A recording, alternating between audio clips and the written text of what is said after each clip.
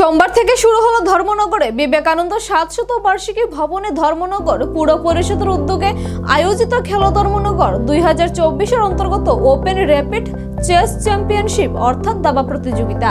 ৩ দিন ব্যাপী দাবা প্রতিযোগিতার উদ্বোধন করেন রাজ্য বিধানসভার অধ্যক্ষ বিশ্ববন্ধু সেন। উদ্বোধনী অনুষ্ঠানে অন্যান্য অতিথিদের মধ্যে উপস্থিত ছিলেন ধর্মনগর পুর পরিষদের চেয়ারপারসন মিতালি রানী দাস সেন, ভাইস চেয়ারপারসন মঞ্জুনাথ, পুর পরিষদের মুখ্য কার্যনির্বাহী আধিকারিক তথা মহকুমা শাসক সজল দেবনাথ, সর্বভারতীয় দাবা অ্যাসোসিয়েশনের সদস্য তথা এই প্রতিযোগিতার মুখ্য বিচারক পান্না আহমেদ প্রমুখ।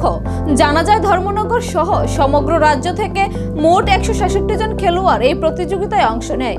উদ্বোধক অধ্যক্ষ বিশ্ববন্ধু সেন এবং খুদে খেলোয়াড়ের দাবা খেলার মাধ্যমে প্রতিযোগিতার সূচনা হয়।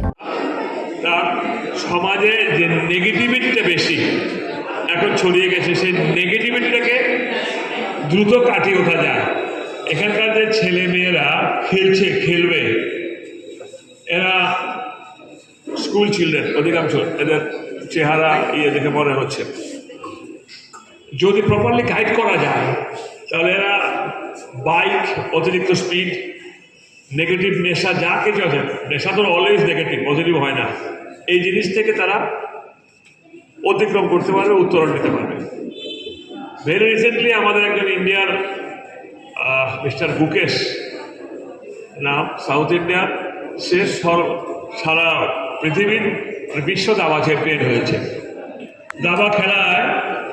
দাবা খেলায় কিন্তু এলজিএম সাহেব যেটা বললেন, মেধা, ব্রেইন, ট্যালেন্ট, আইকিউ লাগে, এবং এটাতে সফল হতে পারলে তার আগামী দিনের যাত্রাপথ অর্থনৈতিক সংকট কখনো থাকবে না।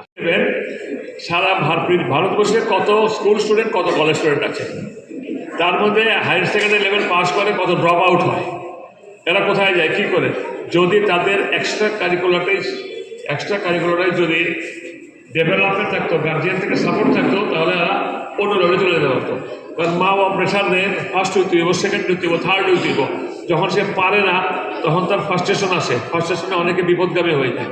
সুতরাং এই খেলাধুলার মধ্যে কিন্তু যথেষ্ট উন্মাদনা, প্রাণের সঞ্চার আছে, এবং সবচেয়ে আগে কিন্তু শরীর ফিট রাখতে হবে।